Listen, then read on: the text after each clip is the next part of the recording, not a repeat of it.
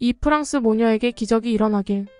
한국 밤골목에서 끌려간 프랑스 소녀. 그런데 전염병이 시작된 이래 처음에는 젊은 연령층을 중심으로 시작된 전 세계적인 한류 열풍이 이제는 연령과 성별을 가리지 않고 수많은 외국인들이 한국에 열광하고 있다고 합니다.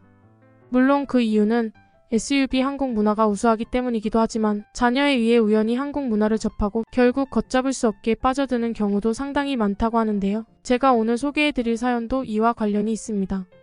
어린 딸 때문에 온 가족이 한류에 중독되었다는 한 가정은 심각한 사고를 겪고 희망을 찾아 한국을 방문했다고 하는데요. 그러나 한국의 밤 골목을 걷다가 그만 충격적인 일을 겪게 되었다고 합니다. 그렇다면 이 외국인이 어떤 일을 겪은 것인지 자세한 내용 살펴보도록 하겠습니다. 프랑스 여성의 사연입니다. 안녕하세요. 저는 프랑스에 살고 있는 소피아라고 합니다.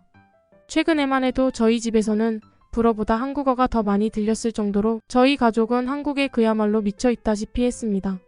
사실 저와 제 남편은 한국 문화를 얼핏 듣기만 했지 그렇게 관심을 가지고 있지는 않았어요. 그런데 언제부터인가 제 딸 로라가 처음 들어보는 형식의 노래를 듣기 시작하더니 동양인들이 나오는 드라마를 시청하기 시작하더군요. 저희 부부는 나중에서야 그게 요즘 프랑스에서 유행한다는 한국 드라마와 K-팝이라는 것을 알았고 한국 문화가 딸이 보기에 적합한 콘텐츠인지 알아보기 위해 한국 문화를 접하게 되었죠. 그런데 한국 드라마는 생각보다 엄청난 중독성과 높은 작품성을 가지고 있었고 한국에 그다지 관심이 없던 저희에게도 굉장한 매력으로 다가오더군요. 그렇게 로라 덕분에 저희 가족은 점차 한국 문화에 중독되어 갔고 이제는 TV나 컴퓨터에서 불어가 나오면 이상할 지경에 이르고 만 것입니다. 로라는 블랙핑크라는 걸그룹을 그렇게나 좋아했습니다. 문제는 남편도 블랙핑크만 보면 저와의 대화에 집중하지 않고 화면 속의 여자들만 뚫어져라 쳐다봐서 기분이 상한다는 것이죠. 어쨌든 한국 문화는 저희 가족의 공통된 취미이자 이야깃거리였고 한국 덕분에 저희 가족은 더욱 대화를 많이 하고 돈독해져 갔습니다.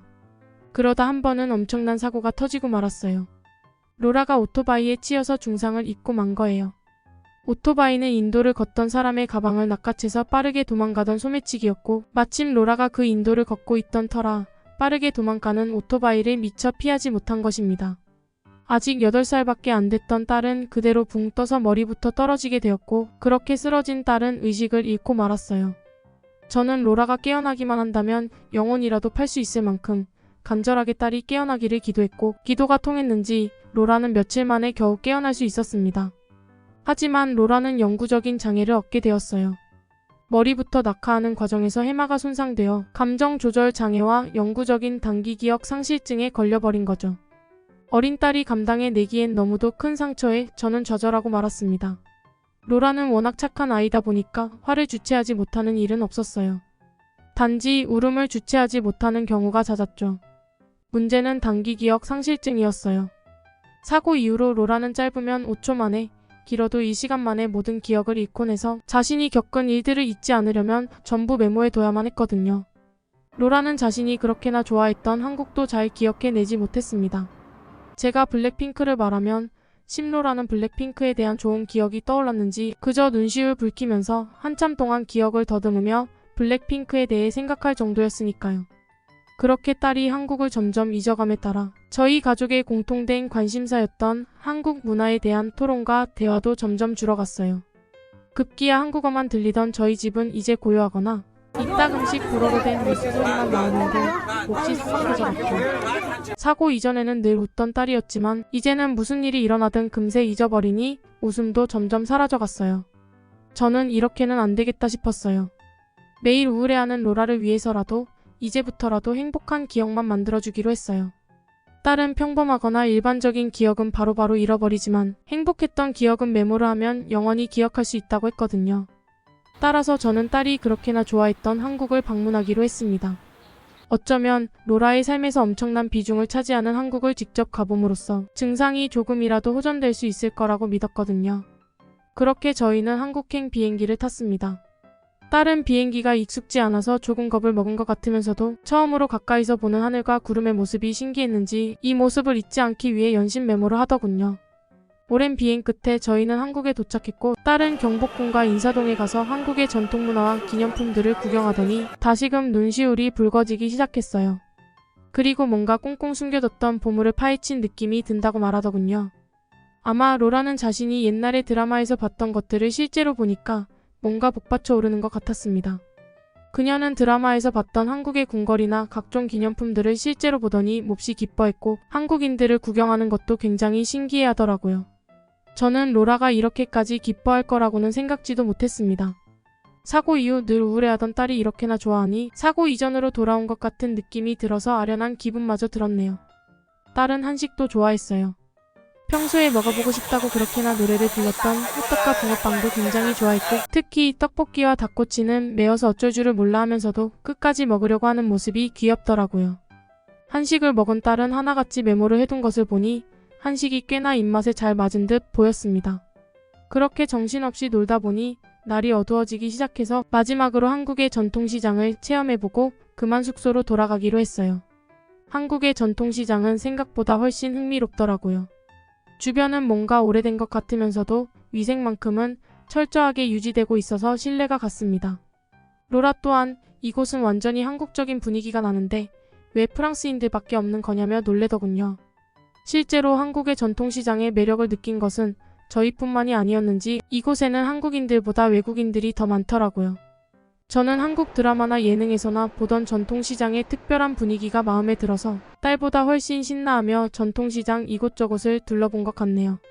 그리고 딸이 그렇게나 먹고 싶어 하던 김밥을 발견하게 되었고 딸을 잡아 끌며 김밥을 먹이려고 했습니다. 그런데 그렇게 돌아본 제 옆에는 아무도 없더군요. 저는 몹시 당황했습니다. 제가 언제부터 혼자 다녔던 건지 딸을 대체 어디서 잃어버린 건지 전혀 가늠이 안 됐기 때문이에요. 낯선 외국에서 그것도 어두워진 시장 골목에서 딸을 잃어버리다니 프랑스에서 이런 실수는 딸을 아예 못 찾을 수도 있는 심각한 일이기 때문에 저는 좌절하고 말았죠. 프랑스에서는 아직도 아이 납치나 아이와 관련된 범죄가 성행하고 있고 이런 범죄는 대낮에 대로변에서도 발생하곤 합니다. 하지만 저는 그보다 악조건인 한밤중에 어두컴컴한 골목에서 그것도 기억상실증에 걸린 아이를 잃어버린 거니 그저 머릿속이 하얘지더라고요. 그녀의 기억은 1초 만에 사라질 수도 1분 만에 사라질 수도 있는 도저히 가늠이 안 되는 수준이기 때문에 문제는 굉장히 심각했습니다. 저는 너무도 절망스러워 그 자리에 주저앉아 로라의 이름을 부르며 오열하기 시작했어요. 기억상실증이라는 중증에 걸린 딸을 잃어버린 저는 엄마로서의 자격이 없는 것 같아 정말 서럽게 울었던 것 같네요. 그런데 그렇게 우는 제게 한 한국인이 다가오더군요. 그는 저보고 무슨 일이냐고 물어봤고 저는 번역기 앱을 이용해서 단기 기억상실증에 걸린 딸을 잃어버렸다고 말했습니다. 그는 제게 딸의 인상착의를 묻더니 다른 한국인들에게 소리를 치기 시작했어요. 다른 한국인들은 이제 막가게 영업을 종료하고 귀가하려던 참인 이곳 상인들 같았는데 그들은 이 남성의 말을 듣더니 하나같이 일사불란하게 어디론가 향하기 시작하더라고요. 제게 처음 다가온 남성은 딸은 곧 찾을 수 있을 테니 진정하고 조금만 기다리라며 저를 안심시켰고 그렇게 저는 눈물을 흘리며 그 자리에 서서 기다렸습니다. 그리고 놀랍게도 이 남성은 30분 정도 뒤에 한 전화를 받더니 딸을 찾았다며 자신을 따라오라고 하더군요. 정말 3일 같은 30분이었고 저는 너무 울어서 만신창이가 된 채로 비틀거리며 그를 따라갔습니다. 그리고 그를 따라서 도착한 한 분식집에서 땀을 뻘뻘 흘리며 떡볶이를 먹고 있는 딸을 발견할 수 있었어요. 저는 딸의 무사한 모습을 보고 다리가 풀리며 그 자리에서 주저앉았습니다. 로라는 그런 저를 왜 그러냐는 듯 태연하게 쳐다보더군요. 이건 정말 기적과도 같은 일인지도 모르고 말이에요. 프랑스에서는 경찰조차도 아이를 찾는 것에 대해서 제대로 신경 써주지 않고 한번 잃어버린 아이를 영영 못 찾게 되는 경우도 많습니다. 하지만 한국에서는 생판 모르는 사람들이 제 딸을 위해 퇴근까지 미뤄가며 딸을 찾아준 것이죠. 저는 너무 감동받아서 제 딸을 찾게 도와준 한국인들에게 감사를 표했고 로라를 맡아주신 분식집 할머니께 자초지종을 들었습니다. 그리고 그녀의 말을 들으니 모든 퍼즐이 맞춰지는 기분이 들었죠. 딸은 일전에 먹었던 떡볶이가 계속 생각이 났는지 전통시장의 분식집을 보고 정신이 팔려버렸고 너무 신이 났던 저는 분식집에서 멈춰 선 딸을 인지하지 못하고 그냥 혼자서 가버린 것이었습니다. 분식집 할머니께서는 로라 혼자 덩그러니 음식을 구경하고 있는 모습을 보고 아이가 길을 잃었다는 걸 직감했다고 했어요. 여기서 오래 장사하면서 이렇게 음식에 정신이 팔려서 엄마를 잃어버리는 아이들을 많이 봤다며 그때마다 상인들이 아이를 찾아줬다고 했습니다. 그래서 이번에도 아이를 가게 안으로 끌고 와서 떡볶이를 주며 엄마가 올 때까지 기다리게 했다고 해요. 그래서 로라는 자신이 길을 잃어버린지도 모른 채 떡볶이를 먹고 있었던 거였죠. 저는 이런 한국인들의 따뜻한 배려에 감동을 받아서 눈물을 흘리며 저를 도와준 모든 한국인들에게 분식집에서 식사 대접을 해주려고 했습니다. 그러나 저를 도와줬던 시장 상인들은 딸을 찾았으면 됐다며 쿨하게 떠나버렸고, 분식집 할머니께서도 제 딸의 딱한 사연을 듣더니 희망을 잃지 말고 열심히 살라며 오히려 떡볶이와 순대 등 분식을 무료로 싸주기까지 하셨어요. 제가 지갑에서 돈을 꺼내려고 하자 제 손을 마구 때리시며 그냥 가라고 손을 휘저으시더라고요. 저는 마치 제 친할머니를 보는 것 같은 모습에 너무나도 감동을 받았답니다. 어떻게 한국인들은 모르는 사람들에게 이렇게까지 호의를 베풀어주는 것인지 한국의 문화가 너무 따뜻하게만 느껴졌어요. 그러나 일의 심각성을 전혀 모르던 딸은 그저 연신 웃고 있더군요. 한국 여행이 너무 즐겁다며 자신이 지금껏 한국에 와서 했던 일들이 전부 기억이 난다고 했어요. 아무리 좋았던 기억도 이 시간까지 밖에 기억을 못하는 아이가 이렇게 오랜 시간 동안 기억을 해내다니, 저는 이런 기적과도 같은 일에 놀라움을 금치 못했습니다. 분명히 의사는 상태가 호전될 가망이 없으며 손상된 해마는 절대로 좋아지지 않는다고 못 박았었거든요. 하지만 한국의 인간적인 면모는 의학을 뛰어넘어 제 딸에게 기적을 선물해주기까지 한 것입니다. 지금 숙소에 돌아온 제 딸은 곤히 잠들어 있지만 저는 너무도 놀라운 이날의 경험과 딸의 호전된 상태에 설레서 잠을 못 이루고 있습니다.